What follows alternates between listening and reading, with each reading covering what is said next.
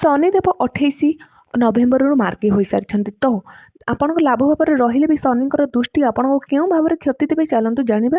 ତ ଲାଭ ଭାବରେ ରହି ଶନି ଆପଣଙ୍କର ଧନରେ ଗ୍ରୋଥ୍ କରିବେ ଓ ଫସୁଥିବା ଧନ ଆପଣଙ୍କୁ ମିଳିବ। ସାଥିରେ ଶନିଙ୍କର ତୃତୀୟ ଦୃଷ୍ଟି ଆପଣଙ୍କ ରାଶି ଉପରେ ରହିଛି। ତ ଆପଣ ଖରାପ ଅଭ୍ୟାସରେ ଲିପ୍ତ ହୋଇପାରନ୍ତି, ଖାଇବା ପିଇବା ପ୍ରତି ଧ୍ୟାନ ଦେବେ ଓ ପେଟର ସମସ୍ୟା ରହିପାରେ।